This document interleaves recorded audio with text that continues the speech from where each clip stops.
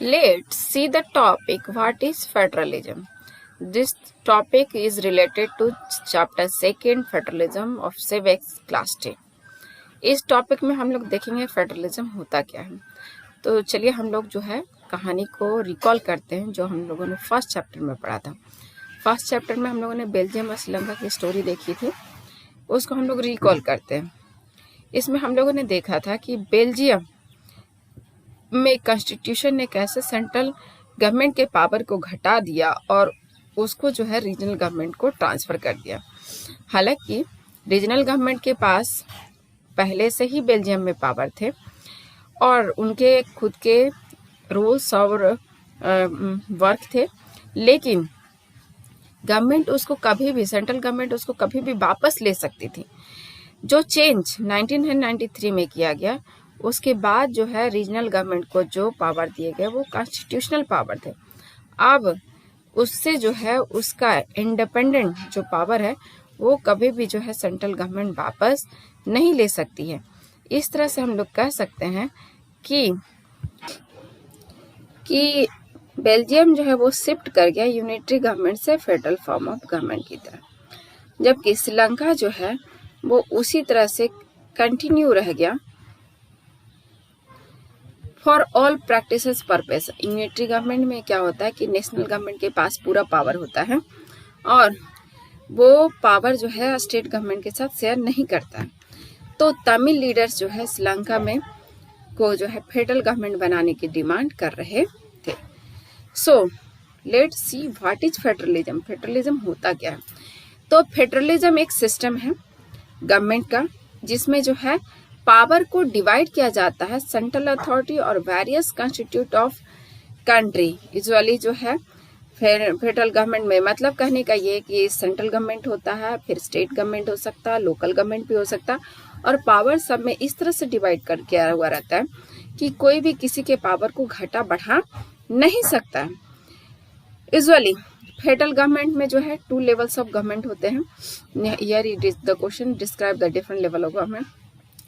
एक गवर्नमेंट होता है जो इंटायर कंट्री को कंट्रोल करता है, उसकी रिस्पॉन्सिबिलिटी पूरे कंट्री के लिए होती है, और for a few subjects of common national interest, जो नेशनल इंटरेस्ट के जो सब्जेक्ट होते हैं वो उसके पास होते हैं। जैसे कि इंडिया में जो है फॉरेन अफेयर्स हो गया, ये सारे जो है टॉपिक सेंट्रल गवर्नमेंट के हैं। दूसरा लेवल होता है प्रोविंसेस का, स्टेट लेवल का गवर्नमेंट का, जो डे टू डे एडमिनिस्ट्रेशन देखता है स्टेट का, जिसमें जो है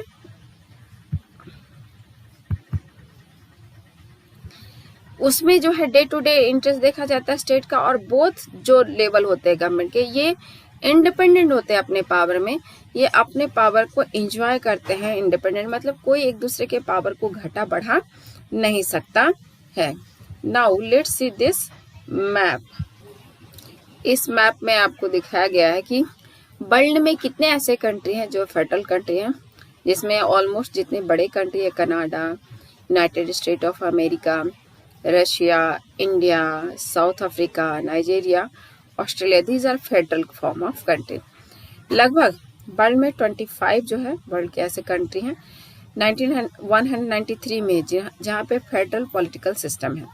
वहाँ पर ये जो अगर पॉपुलेशन के बे में देखें तो लगभग 40% जो है वर्ल्ड पॉपुलेशन का फेडरलिज्म को फॉलो करता है, और ज़्यादातर लार्ज कंट्री जो है वो फेडरलिज्म को फॉलो करते हैं। लेकिन इसमें बताया जा रहा है कि आप इसमें एक एक्सेप्शन देख सकते हैं कि कुछ छोटे कंट्री में भी जो है फेडरलिज्म है। You just find out that and search them. Now see what is different between unitary government and federal form of government. तो अभी मैंने जिक्र किया था कि यूनिटरी गवर्नमेंट होता है, फेडरल फॉर्म ऑफ गवर्नमेंट। अब हम लोग इसको डिफाइन कर लेते हैं होता क्या। तो यूनिटरी गवर्नमेंट में ओनली 1 लेवल ऑफ गवर्नमेंट होता है और उसके सब यूनिट्स होते हैं जो सबऑर्डिनेट होते हैं सेंट्रल के। मीन्स टोटल पावर जो है सेंट्रल गवर्नमेंट के पास होता है, वो जब चाहे अपने सब यूनिट या सब ऑर्डिनेट को पावर दे सकता है या उनसे पावर ले भी सकता है। सेंट्रल गवर्नमेंट किसी भी ऑर्डर को जो है प्रोविंशियल गवर्नमेंट के ऊपर लागू कर सकता है, उसके लिए पास कर सकता है। But federal form of system में क्या होता है कि सेंट्रल गवर्नमेंट जो है वो स्टेट गवर्नमेंट को ऑर्डर नहीं देता है to do something. State government का जो है खुद का अपना पावर होता है और वो जो है सेंट्रल गवर्नमेंट के लिए आंसरेबल नहीं होता है। मतलब यह है कि यूनिटरी फॉर्म ऑफ गवर्नमेंट में सेंटर बहुत पावरफुल होता है, जबकि फेडरल फॉर्म ऑफ गवर्नमेंट में जो है पावर डिवाइडेड होता है among the various step of the government. Now both जो दोनों गवर्नमेंट होते हैं, बोथ दिस गवर्नमेंट, ये दोनों जो है आंसरेबल होते हैं टू पीपल। मीन्स जो फेडरल फॉर्म ऑफ गवर्नमेंट होता है उसमें स्टेट गवर्नमेंट और सेंट्रल गवर्नमेंट दोनों के दोनों जो है आंसरेबल होता है toward the people. Let's see, there are some key feature of federalism. Federalism में के की फीचर्स क्या है, क्या क्या उसके कैरेक्टरिस्टिक्स है। तो इसमें 2 या मोर लेवल ऑफ गवर्नमेंट हो सकता है, डिफरेंट टीयर्स होता है गवर्नमेंट के जो कि सेम सिटीजन को रूल करते हैं, लेकिन दोनों का जो है अपना जुरिडिक्शन फिक्स होता है, specific in matter of legislation, taxation and administration. मतलब जुडिशियरी मतलब होता है लीगली पावर। तो जितने भी लेवल ऑफ गवर्नमेंट होते हैं उनके अपने अपने लीगल ऑफ जो है पावर होते हैं, जिसमें लेजिस्लेशन का सेक्टर दोनों में बटा होता है, सेंट्रल एंड स्टेट में। उसी तरह टैक्सेशन भी बटा होता है और एडमिनिस्ट्रेशन भी बटा होता है। Jurisdiction of the respective level of tiers government are specified. Actually जो जुरिडिक्शन होता है, ये जो उनके पावर लीगली पावर होते हैं, वो कॉन्स्टिट्यूशन में ही स्पेसिफाइड कर दिया जाता है कि किसके पास कितना पावर होगा।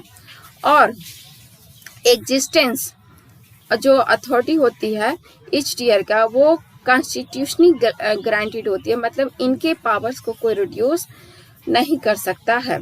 जितने भी फंडामेंटल प्रोविजन होते हैं कॉन्स्टिट्यूशन के, वो कोई भी अकेले बदल नहीं सकता है। मतलब अगर सेंट्रल गवर्नमेंट चाहे भी तो स्टेट गवर्नमेंट के पावर को रिड्यूस नहीं कर सकते। इसको बदलने के लिए जो है लीगल प्रोसेस होता है और वो उस लीगल प्रोसेस में जो है दोनों के दोनों लेवल ऑफ गवर्नमेंट जो है शामिल होते हैं। फेडरल फॉर्म ऑफ गवर्नमेंट में कॉन्स्टिट्यूशन को जो है पूरा पावर दिया जाता है about the level of government. मतलब वो इंटरप्रेट कर देता है कि किसके पास कितना गवर्नमेंट होता है। उसी तरह से जो हाईएस्ट कोर्ट होता है वो एज ए एम्पायर वर्क करता है। अगर कोई डिस्प्यूट क्रिएट हो गया स्टेट गवर्नमेंट और सेंट्रल गवर्नमेंट के बीच, वो डिसीजन देता है कि कॉन्स्टिट्यूशन में क्या बोला जा रहा है। मतलब कॉन्स्टिट्यूशन को डिफाइन करने का जो है राइट चला जाता है जुडिशियरी के पास। उसी तरह से जो सोर्स ऑफ रेवेन्यू होता है, मतलब ईच लेवल ऑफ गवर्नमेंट का, मतलब जो टैक्स लेने वाला जो वर्क होता है, वो भी स्पेसिफाइड होता है कि किसके पास कौन सा फाइनेंशियल ऑटोनॉमी है, कौन सा टैक्स स्टेट गवर्नमेंट के पास जाएगा, कौन सा टैक्स जो है सेंट्रल गवर्नमेंट के पास जाएगा, और कौन सा टैक्स जो है सेंट्रल गवर्नमेंट ले करके स्टेट गवर्नमेंट को दे देगी। ये सारे जो है डिफाइन किए हुए रहते हैं फेडरल सिस्टम में। इसलिए 2 ऑब्जेक्टिव्स क्लियर होते हैं। सबसे पहला ऑब्जेक्टिव टू सेफगार्ड, मतलब सबको सिक्योरिटी प्रोवाइड करना, and promote unity of country, and country को सेफ करना है प्लस उसकी यूनिटी को प्रमोट करना है। उसी तरह से इसका दूसरा जो है वो एस्पेक्ट ये होता है कि जो रीजनल डाइवर्सिटी है उसको एकोमोडेट करना। आप ऐसे समझिए 2 ऑब्जेक्टिव है, पहला कंट्री को प्रमोट करना और दूसरा है जो रीजनल डाइवर्सिटी को एकोमोडेट करना। 2 एस्पेक्ट्स ये दोनों के दोनों जो है क्रूशियल होते हैं इन किसी भी फेडरलिज्म के इंस्टीट्यूशन के लिए। गवर्नमेंट जो डिफरेंट लेवल की होती है वो पावर शेयरिंग के लिए जो है एग्री होना चाहिए। साथ में दोनों को जो है एक दूसरे पे विश्वास होना चाहिए। इट्स पार्ट ऑफ एग्रीमेंट, इसलिए क्योंकि अगर दोनों एक दूसरे पे विश्वास नहीं करेंगे तो ये मुश्किल हो जाएगा कि किसी कंट्री को रन किया जाए। तो आइडियल जो होता है फेडरल सिस्टम का, उसके बोथ एस्पेक्ट है। एक है म्यूचुअल ट्रस्ट, मतलब एक दूसरे पे विश्वास करें, और दूसरा उनमें जो है एग्रीमेंट होना चाहिए टू लिव टुगेदर, साथ में एक साथ रहने का। वो साथ रहना चाहते हैं, इस बात के लिए उनमें एग्रीमेंट होना चाहिए।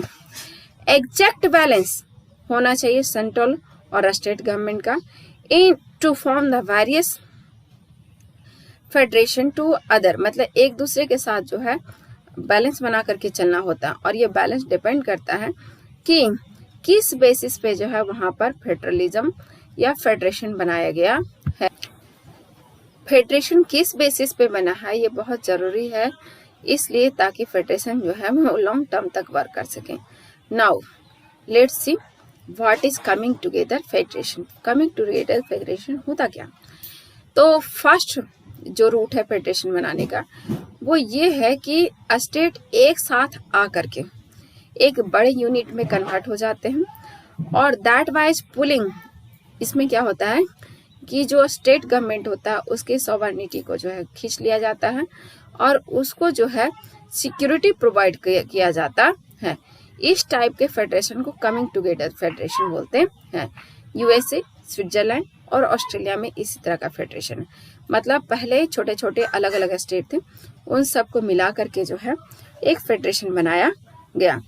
ये फर्स्ट टाइप कैटेगरी है फेडरेशन का। इसमें जो है कॉन्स्टिट्यूएंट जो स्टेट होते हैं उसको इक्वल पावर होता है as strong as federal government. चूंकि पहले स्टेट इंडिपेंडेंट थे और उनको एक साथ लेकर के बनाया गया, इस वजह से इसमें क्या होता है कि सेंट्रल गवर्नमेंट का पावर और स्टेट गवर्नमेंट का पावर जो है एक जैसा हो जाता है।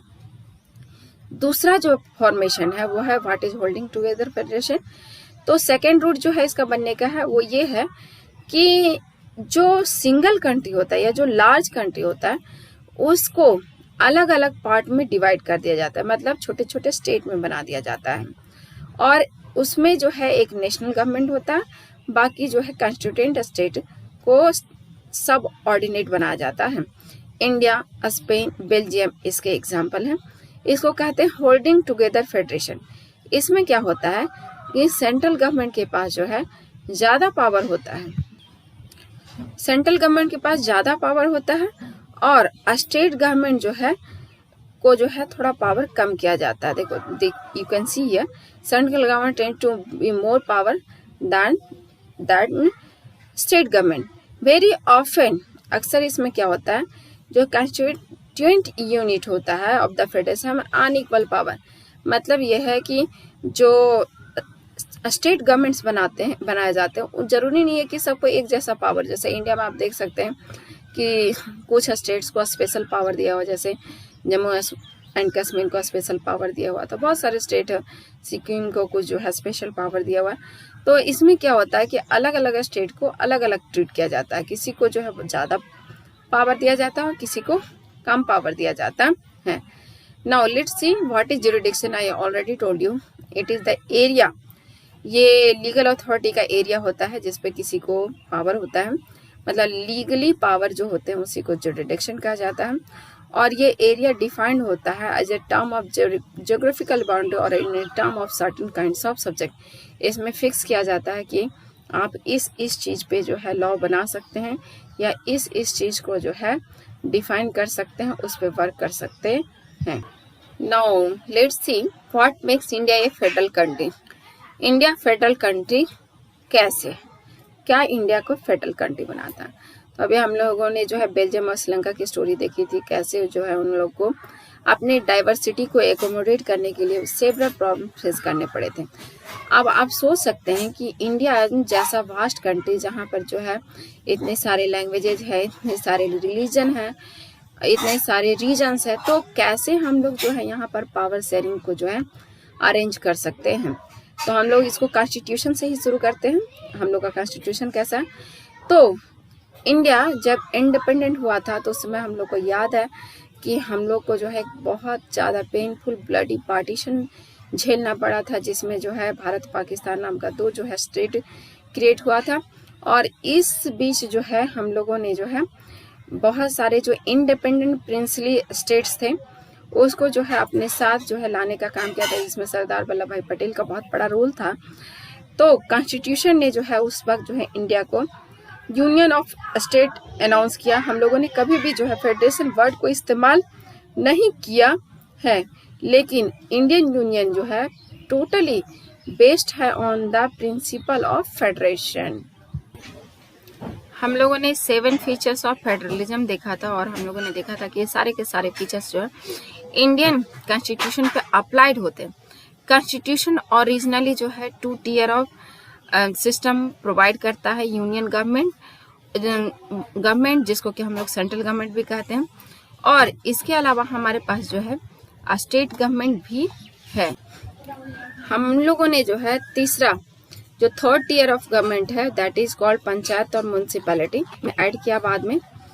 इस तरह से जो है हम लोग के पास 3 टियर ऑफ गवर्नमेंट्स हो गए और सबके अपने अपने जुरिडिक्शन हैं।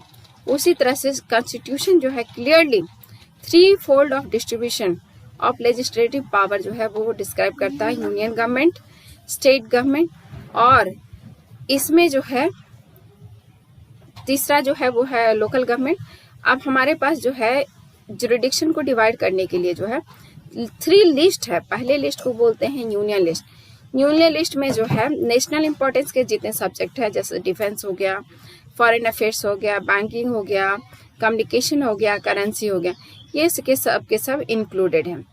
इसके बाद जो है ये लिस्ट जो है यूनिफॉर्म पॉलिसी देता है थ्रू आउट कंट्री, मतलब ये सारे सब्जेक्ट पे जो है पूरे कंट्री में एक जैसा जो है रूल चलता है। यूनियन गवर्नमेंट जो है अकेले इस रूल्स को जो है या लॉज को जो है बना सकती है। जो सब्जेक्ट इस सब लिस्ट में मेंशन है, इस लिस्ट को यूनियन लिस्ट बोला जाता है। यूनियन लिस्ट पे केवल जो है सेंट्रल गवर्नमेंट रूल्स बना सकती है। उसी तरह से दूसरा लिस्ट है स्टेट लिस्ट। इसमें जो है स्टेट और लोकल इंपॉर्टेंस के सारे जो है सब्जेक्ट्स मेंशन है। इसमें police, trade, commerce, agriculture, irrigation, state government, ये सारे लिस्ट हैं। इस लिस्ट पे जो है केवल स्टेट गवर्नमेंट जो है rules, forest, trade unions, marriage, adoption, succession, ये ऐसे टॉपिक है जिसपे जो है दोनों union government as well as जो स्टेट गवर्नमेंट है दोनों के दोनों जो है इस लिस्ट में मेंशन टॉपिक्स पे जो है लॉ बना सकते हैं। इस लिस्ट को कॉन्करेंट लिस्ट बोला जाता है। और अगर ऐसा मान लीजिए होता है कि लॉ जो है एक दूसरे से क्लैश कर जा रहा है, मान लीजिए कि स्टेट गवर्नमेंट ने कुछ और बना दिया, सेंट्रल गवर्नमेंट ने कुछ और बना दिया, तो इस कॉन्फ्लिक्ट के मैटर में जो है टोटल का टोटल लॉ फेवर करेगा यूनियन गवर्नमेंट को, मतलब यूनियन गवर्नमेंट का ही जो लॉ होगा वो इम्प्लीमेंट होगा।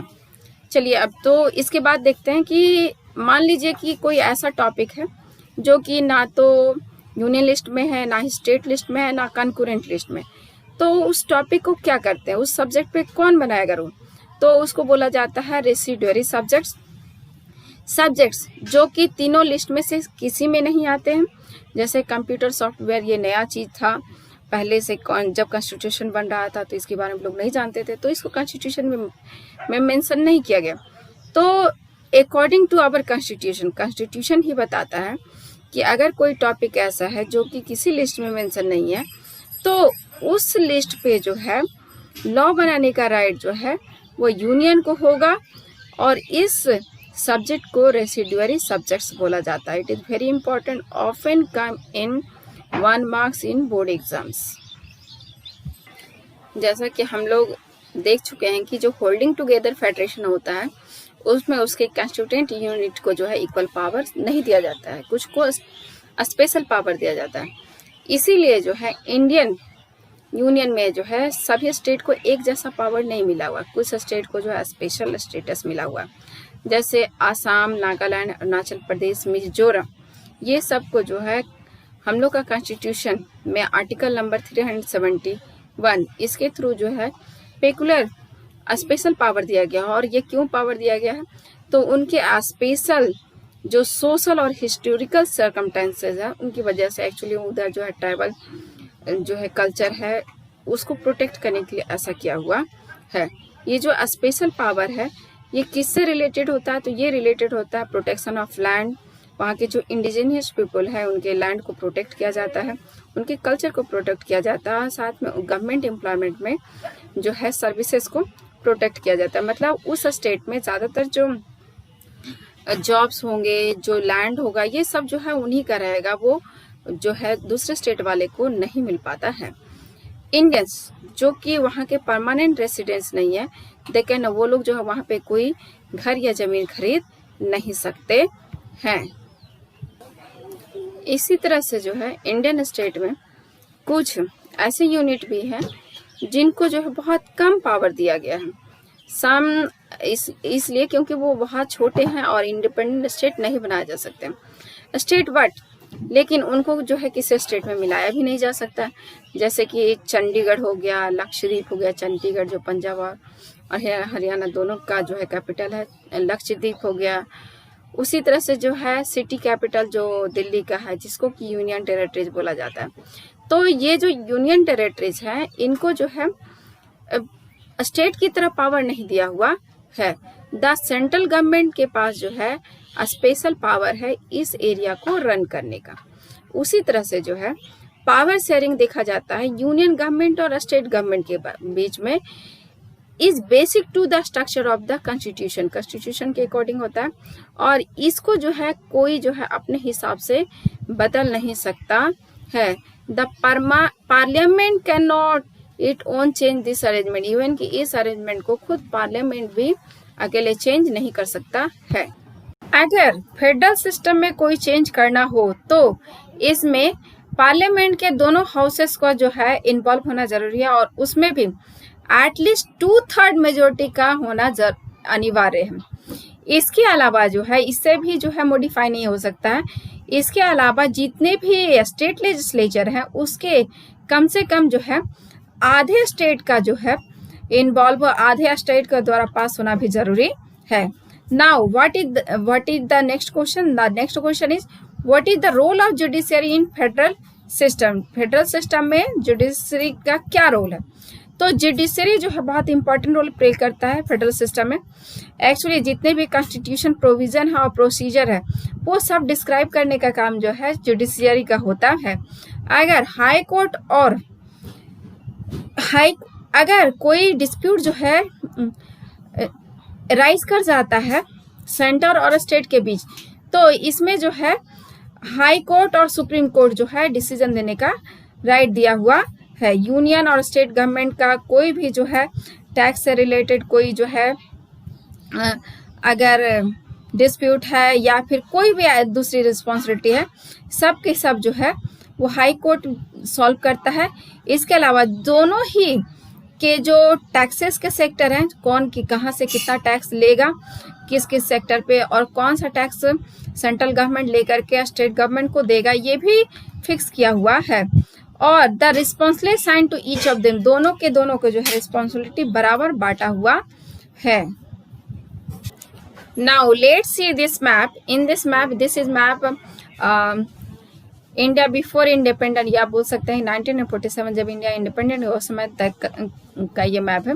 इसमें आप देख सकते हैं उस समय के स्टेट हैदराबाद है, सेंट्रल प्रोविंसेस है, यूनाइटेड प्रोविंसेस है, राजपूताना है, मैसूर है। आप इसमें ये देख सकते हैं कि जो स्टेट है आज के हैं वो स्टेट उस समय नहीं थे। दिस इज क्वाइट डिफरेंट, ये काफी अलग दिख रहा है। इसमें जो है आप नेबरिंग कंट्रीज भी देख सकते हैं, here it is Pakistan, Burma, Shyam. तो आप देखेंगे कि जो इंडिया का जो पॉलिटिकल मैप आज है वो उस समय नहीं था, कैसे जो है सब अलग अलग था, और उसको कैसे धीरे धीरे हम लोगों ने जो है कॉम्प्रोमाइज करते हुए जो है सबको फिर से जो है शेपिंग किया है। Now see how federalism is practice in India, कैसे फेडरलिज्म जो है इंडिया में प्रैक्टिस किया जाता है। आप यहाँ ऐसा समझिए कि हम लोगों ने कॉन्स्टिट्यूशन में सारे प्रोविजंस कर दिए टू इम्प्लीमेंट द फेडरलिज्म, लेकिन क्या केवल जो है कॉन्स्टिट्यूशन में दे देने से फेडरलिज्म आ जाएगा? इफ द फेडरलिज्म एक्सपेरिमेंट है सक्सेस, अगर इंडिया में फेडरलिज्म सक्सेसफुल है तो इसमें जो है सिर्फ केवल कॉन्स्टिट्यूशनल प्रोविजनल का रोल नहीं है, इसमें जो है रियल जो सक्सेस मिला है वो हुआ है due to democratic nature of politics in our country. हमारा जो कंट्री डेमोक्रेटिक है और यहाँ के लोगों की सोच जो डेमोक्रेटिक है उसकी वजह से जो है यहाँ पर फेडरलिज्म आया है।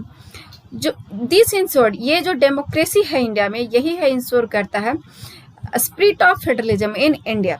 इसके अलावा जो है यहाँ पे रिस्पेक्ट दिया जाता है डाइवर्सिटी को, जो डिजायर है हम लोग का एक साथ रहने का, share the ideals of our country, ये सब जो है फेडरलिज्म को सक्सेसफुल करने में इम्पोर्टेंट रोल प्ले करते हैं।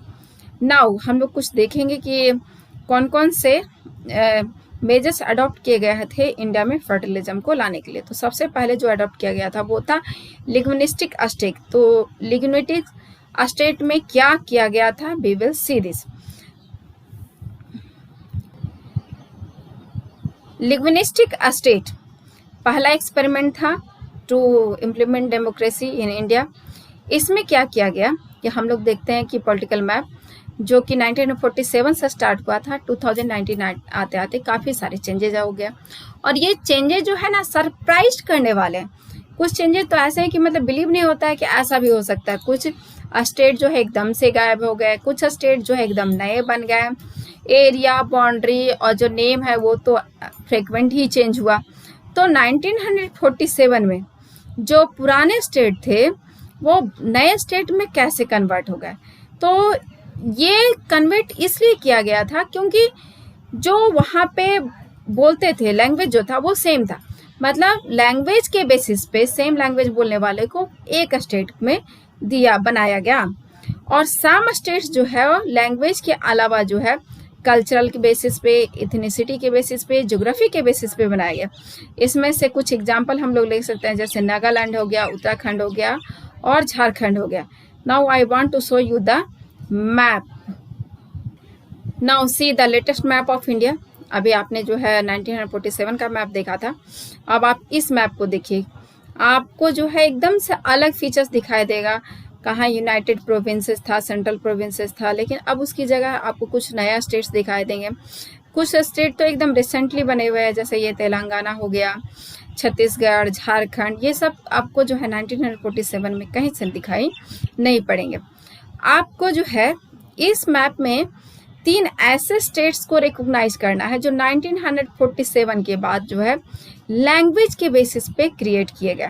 Just find out it and give me in comment. जब इंडिया में जो है लैंग्वेज के बेसिस पे स्टेट डिमांड राइज किया गया था कि ये लैंग्वेज के बेसिस पे बनाया जाए, तो कुछ नेशनल लीडर्स जो थे उनको डर लग रहा था कि कहीं ऐसा ना हो कि कंट्री डिसइंटीग्रेट हो जाए, इसके यूनिटी पे जो है इसका असर पड़े। और कुछ उस वक्त सेंट्रल गवर्नमेंट भी जो है रेसिस्ट कर रही थी लिंग्विस्टिक जो है बेसिस पे स्टेट बनाने के लिए, लैंग्वेज के बेसिस पे नहीं बनाना चाहते थे। लेकिन जो एक्सपीरियंस है वो ये बताता है कि जो भी लिंग्विस्टिक स्टेट बने हैं उसने एक्चुअल में कंट्री के यूनिटी को मजबूत करने का काम किया है, ना कि तोड़ने का काम किया। और साथ में इसने जो है एडमिनिस्ट्रेशन को भी जो है बहुत आसान बना दिया है। Now second is language policy. तो ये सेकेंड टेस्ट था इंडियन फेडरेशन का, लैंग्वेज पॉलिसी। एक्चुअली प्रॉब्लम ये था कि कॉन्स्टिट्यूशन ने जो है किसी को भी नेशनल लैंग्वेज का स्टेटस नहीं दिया, लेकिन हिंदी को जो है as a official language recognize किया गया। हिंदी को जो है as a mother tongue use करने वाले लगभग 40% लोग इंडियंस थे। इसलिए जो है अदर लैंग्वेजेस को भी जो है सेफ गार्ड दिया गया। हम लोग के कॉन्स्टिट्यूशन में जो है हिंदी के अलावा 21 अदर लैंग्वेजेज को एज ए शेड्यूल्ड लैंग्वेज जो है रिकॉग्नाइज किया गया है। अगर कोई कैंडिडेट जो है सेंट्रल गवर्नमेंट का कोई एग्ज़ाम देने जाता है तो वो इनमें से किसी भी लैंग्वेज में जो है एग्ज़ाम दे सकता है। स्टेट जितने भी हैं इंडिया में उन सब के भी अपने अपने ऑफिशियल लैंग्वेजेज हैं। और much of the government work place, और ज़्यादातर जो गवर्नमेंट वर्क प्लेस है वहाँ पर जो ऑफिशियल लैंग्वेज को इस्तेमाल किया जाता है उस स्टेट का। जैसे मान लीजिए झारखंड का कुछ और है, महाराष्ट्र का कुछ और है, महाराष्ट्र का मराठी है, तो वहाँ का जो ऑफिशियल लैंग्वेज हो वो मराठी होता है। श्रीलंका की तरह हम लोगों ने जो है रेसिस्ट नहीं किया। श्रीलंका में जैसे जो है गवर्नमेंट किसी को भी वैल्यू देने के लिए तैयार नहीं थी। हमारे लीडर्स ने जो है हिंदी को बढ़ाने के लिए, मतलब ये तो श्योर है कि हिंदी को बढ़ाना है, लेकिन हिंदी को स्प्रेड करने के लिए जो है किसी को जो है डिप्रेस नहीं किया गया है, किसी को जो है परेशान नहीं किया गया है। अकॉर्डिंग हम लोग के कॉन्स्टिट्यूशन के अकॉर्डिंग जो है इंग्लिश जो है 1965 तक जो है ऑफिशियल लैंग्वेज बना हुआ था। बहुत सारे जो मेनी जो नॉन हिंदी स्पीकिंग स्टेट थे उन्होंने डिमांड किया कि इसको कंटिन्यू रखा जाए। इवन कि सबसे ज़्यादा ये जो डिमांड था वो वायलेंट डिमांड था तमिलनाडु में किया गया था। उसके बाद जो है सेंट्रल गवर्नमेंट ने क्या किया कि हिंदी को इंग्लिश के साथ ऑफिशियल लैंग्वेज बना दिया। अब दोनों ही लैंग्वेजेस इस्तेमाल होते हैं। बहुत सारे क्रिटिक सोचते हैं कि ये जो है this solution favour the English speaking elite, ये जो है जितने इंग्लिश स्पीकिंग एलिट्स है उसको फेवर करेंगे। लेकिन ऐसा नहीं है। हिंदी को प्रमोट करने का मतलब ये नहीं है कि जो है इसको ज़बरदस्ती दूसरे के ऊपर इम्पोज किया जाए। ये फ्लेक्सिबिलिटी जो है इंडियन लीडर्स की, पॉलिटिकल लीडर्स की, हमें जो है श्रीलंका जैसे जो है कंडीशन से बचा लेती है और इस तरह से जो है हम लोग जो है बेहतर कंडीशन में रहते हैं। Now third is centre state relation. तो सेंटर स्टेट रिलेशनशिप जो है बहुत इम्पॉर्टेंट है फेडरलिज्म को स्ट्रेंथ देने के लिए। जितने हम लोग का जो कॉन्स्टिट्यूशनल अरेंजमेंट है उसमें पावर शेयरिंग को जो है अडॉप्ट किया गया है, लेकिन एक्चुअल में फेडरलिज्म लाने के लिए जो रूलिंग पार्टीज हैं, जो लीडर्स हैं, उनका जो है अरेंजमेंट बहुत ज़्यादा ज़रूरी है, उनका रोल बहुत इम्पॉर्टेंट है। बहुत समय तक जो है सेम पार्टी जो है स्टेट और सेंटर दोनों जगह पे जो है रूल करती थी। उस समय क्या होता था कि उस समय क्या होता था कि जो सेंटर होता था वो अक्सर जो है अपने पावर को मिसयूज करता था और स्टेट को जो है अपने हिसाब से चलाता था। In those days central government would often misuse the constitution to dismiss the, और अक्सर अगर मान लीजिए कि डिफरेंट पार्टीज हो गई, लेट क्या होगा अगर डिफरेंट पार्टीज हो गई, सेंटर में कोई और पार्टी है, स्टेट में कोई और पार्टी हो गई, तो उस समय अगर उन दोनों में नहीं जो है तालमेल बैठ रहा है तो उसमें क्या होता था कि अक्सर सेंट्रल गवर्नमेंट जो है डिसमिस कर देती थी स्टेट गवर्नमेंट को, और इसकी वजह से जो है जो स्प्रिट होता था फेडरलिज्म का वो अंडरमाइन होता था। ये सब बदला लास्टली 1930 में।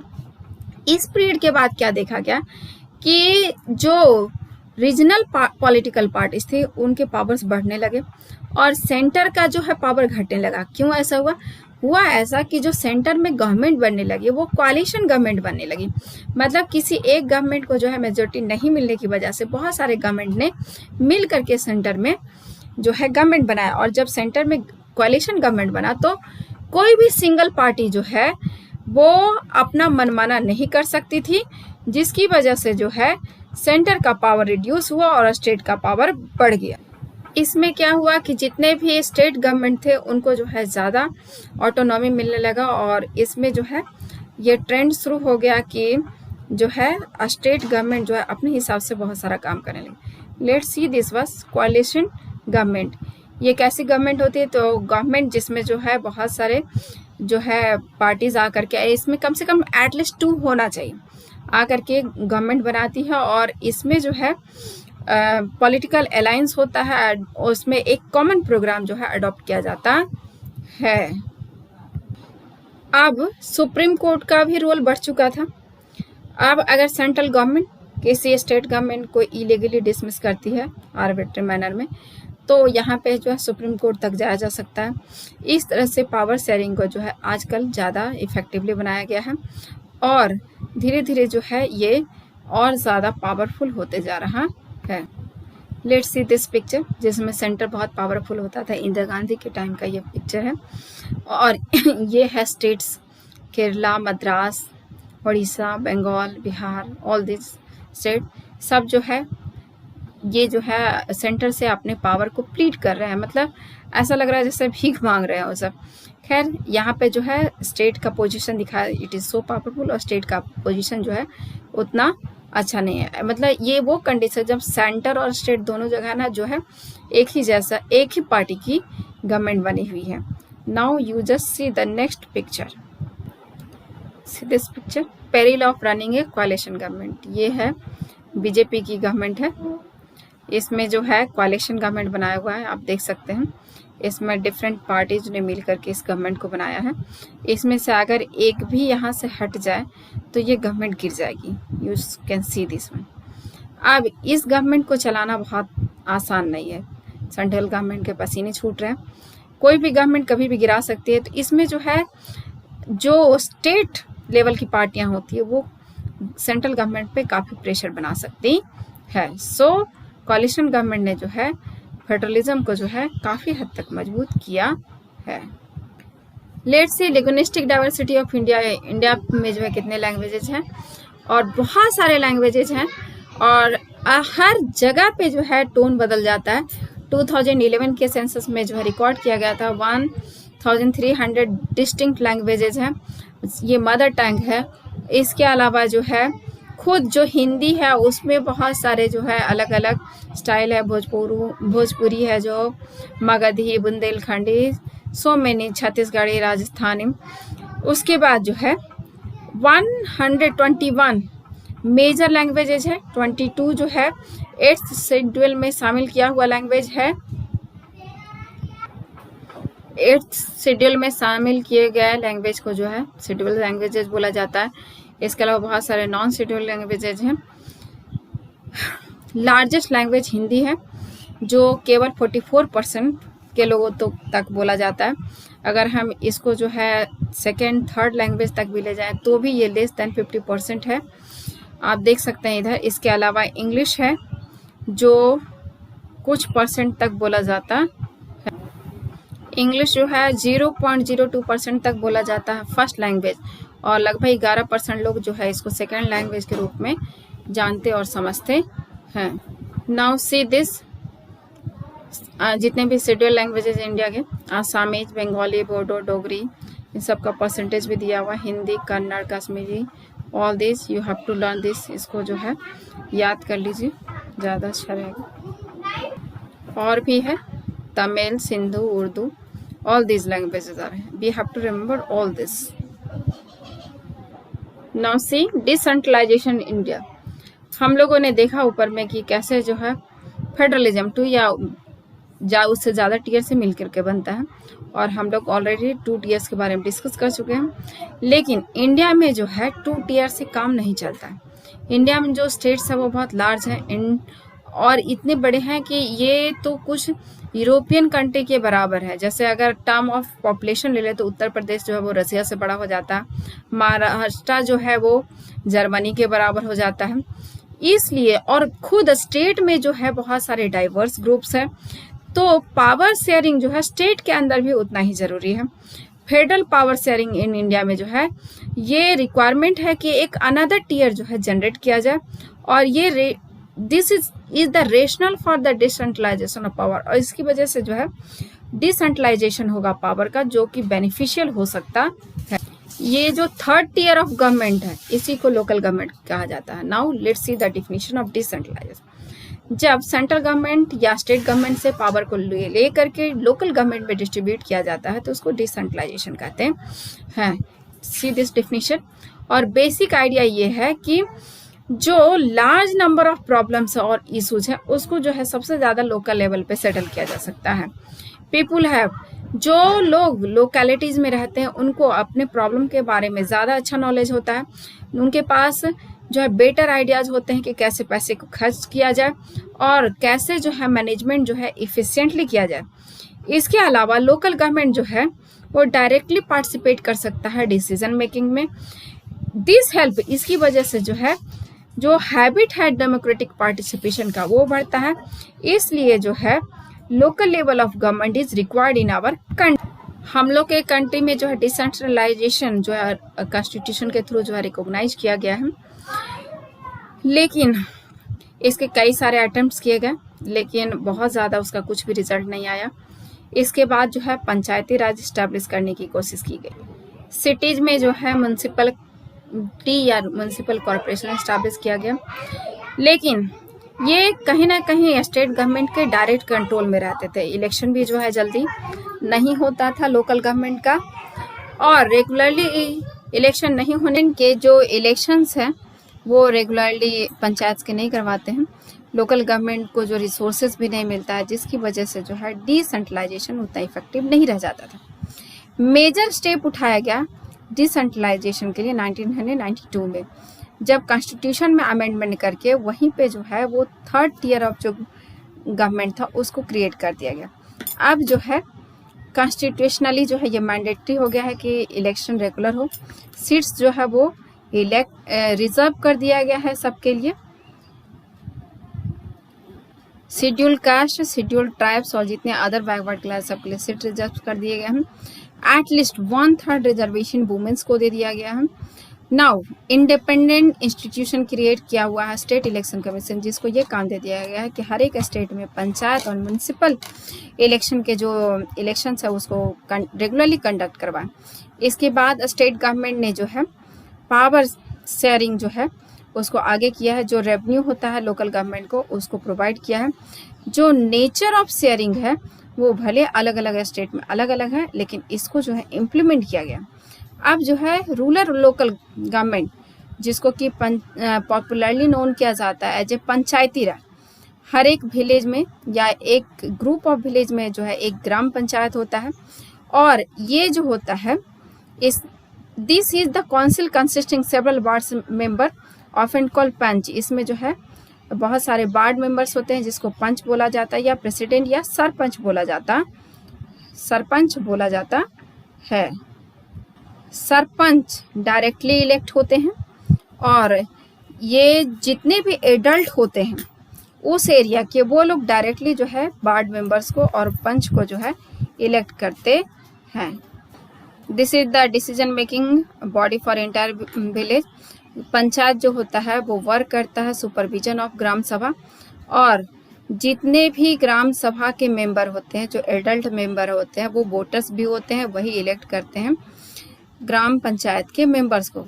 इसकी मीटिंग, ग्राम सभा की मीटिंग कम से कम साल भर में 2 से 3 बार होनी चाहिए, और जिसमें एनुअल बजट फिक्स किया जाता है ग्राम पंचायत का। इसको रिव्यू भी किया जाता है, कितना काम हुआ कितना नहीं हुआ। जो लोकल गवर्नमेंट का स्ट्रक्चर है वो डिस्ट्रिक्ट लेवल पर स्टार्ट होता है बॉटम लेवल से और जाता है डिस्ट्रिक्ट लेवल तक। तो सबसे पहले आता है ग्राम पंचायत। जब ग्राम पंचायत ग्रुप बना करके जो मिडिल का स्ट्रक्चर तैयार करता है तो उसको कहते हैं पंचायत समिति, ब्लॉक या मंडल। मतलब पहले बहुत सारे गांव मिल करके जो है ग्राम पंचायत बनते हैं, फिर बहुत सारे ग्राम पंचायत मिल करके जो है ब्लॉक, मंडल या समिति बनते हैं। इसका अलग अलग नाम है अलग अलग जगह पे। उसी तरह से जो मेंबर होते हैं, रिप्रेजेंटेटिव मेंबर होते हैं पंचायत के, वो रिप्रेजेंटेटिव होते हैं, वो इलेक्ट होकर के आते हैं। और जितने भी पंचायत समिति या मंडल में जो डिस्ट्रिक्ट लेवल पे होता है, सब जब साथ हो जाता है तो बनता है जिला परिषद। मतलब आप ऐसे समझिए, पहले हो गया विलेज लेवल पे ग्राम पंचायत, उसके बाद जब ग्राम पंचायत मिला तो वो बन गया ब्लॉक, समिति, और जब बहुत सारे ब्लॉक और समिति एक साथ मिला जाता है डिस्ट्रिक्ट लेवल पे आकर के तो उसको कहते हैं जिला परिषद। मोस्ट मेंबर्स जो होते हैं जिला परिषद के वो इलेक्टेड होते हैं।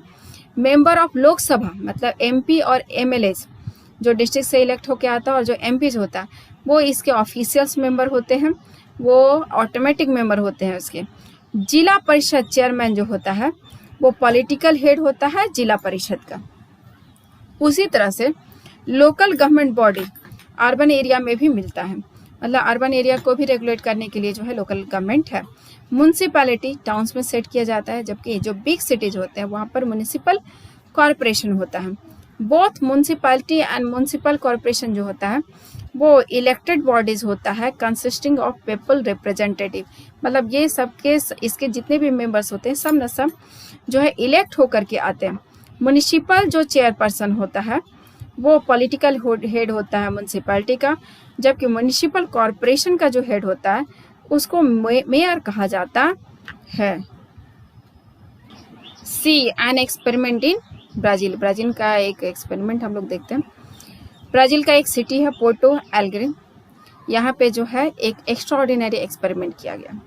इसमें जो है डिसेंट्रलाइजेशन और पार्टिसिपेशन जो एक फीचर होता है डेमोक्रेसी को, इसको जो है एक साथ मिलाया गया। कैसे? सिटी में जो है पैरेलल ऑर्गेनाइजेशन बनाया गया, म्युनिसिपल काउंसिल के पैरेलल एक ऑर्गेनाइजेशन बनाया गया, जिसमें जितने भी लोकल लोग थे उनको जो है डिसीजन लेने के लिए जो है लाया गया। लगभग 13 लाख पीपल जो है उन लोगों ने पार्टिसिपेट किया to making the budget of the city, city के बजट बनाने में। उसी तरह से जो है सिटी को जो है डिफरेंट पार्ट्स में डिवाइड कर दिया गया, सेक्टर्स में, जिसको वार्ड्स बोला गया। और हर एक सेक्टर में जो है मीटिंग कॉल किया गया ग्राम सभा का। जो उस एरिया में रहते थे उन लोगों ने उसमें पार्टिसिपेट किया। मीटिंग में डिस्कशन हुआ जो इंटायर सिटी को अफेक्ट करता था उन इश्यूज पे। उसके बाद जो है सारे सिटीजन्स उसमें पार्टिसिपेट कर सकते थे। बजट भी उसमें डिस्कस किया गया। प्रपोजल रखा गया कि म्युनिसिपैलिटी जो है वो जो है फाइनल डिसीजन ले सकती है, लेकिन प्रपोजल जो है इन्हीं लोगों ने दिया। लगभग 20,000 लोगों ने जो है इस डिसीजन मेकिंग में पार्टिसिपेट किया। ये मेथड इंश्योर करता था कि मनी जो है वो स्पेंड केवल कॉलोनीज के रिच लोगों के लिए नहीं हो, बल्कि बसेस जो है वो सबके पास जाए। जो भी बिल्डर्स हैं वो स्लम डवेलपर्स को जो है बाहर ना करें। कहने का मतलब ये था कि जो भी डिसीजन लिया गया वो मास स्केल पे सबके साथ लिया गया। इसी तरह के कुछ एक्सपेरिमेंट जो है हमारे कंट्री में भी लिए गए, एज लाइक केरला में। वहाँ ऑर्डिनरी पीपल को जो है प्लान बनाने में, लोकेलिटी का प्लान बनाने में, उसको डेवलप करने में जो है इन्वॉल्व किया गया। ये नया सिस्टम है लोकल गवर्नमेंट का, जो वर्ल्ड के मोस्ट ऑफ द डेमोक्रेसी में फॉलो किया जा रहा है। लगभग 36 लाख जो है इलेक्टेड रिप्रेजेंटेटिव पंचायत और म्यूनसिपैलिटी के जो है वो सब जगह ओवर द कंट्री सब जगह काम कर रहे हैं। इसके बाद जो है पॉपुलेशन, बिगर जो पॉपुलेशन एरिया था उसने जो है अब पार्टिसिपेट करना शुरू कर दिया है। Constitutional status for local government has develop, अब धीरे धीरे डेवलप होने लगा है। इट हैज ऑल्सो इंक्रीज्ड, इसने जो है वुमेन रिप्रेजेंटेशन को भी बढ़ाया है, उनकी आवाज़ को जो है लोगों तक पहुंचाया है। लेकिन इतना सब कुछ होने के बाद भी कुछ प्रॉब्लम्स अभी भी बचे हुए, कुछ डिफिकल्टीज को अभी भी हम फेस करें। जैसे लोकल लेवल पे इलेक्शन को जो है रेगुलर नहीं कंडक्ट करवाना, ग्राम सभा को जो है कि मीटिंग नहीं होना, उनको जो है पावर नहीं ट्रांसफ़र करना। स्टेट गवर्नमेंट जो है अक्सर ईगर नहीं होती है लोकल गवर्नमेंट को पावर देने के लिए, ना ही तो उनके पास जो है एडिक्वेट सफिशिएंट जो है रिसोर्सेस नहीं है। इस तरह से जो है अभी जो है बहुत लंबा समय लगेगा रियल वे में जो है आइडियल्स ऑफ सेल्फ गवर्नमेंट को अडॉप्ट करने में। सो हम लोगों ने क्या देखा कि इंडिया में डिसेंट्रलाइजेशन को अभी जो है काफ़ी कुछ करना है, और इसमें जो है जो कॉमन पार्टिसिपेशन है वो बहुत नेसेसरी है, तभी जो आकर के जो है ये सक्सेसफुल हो सकता है।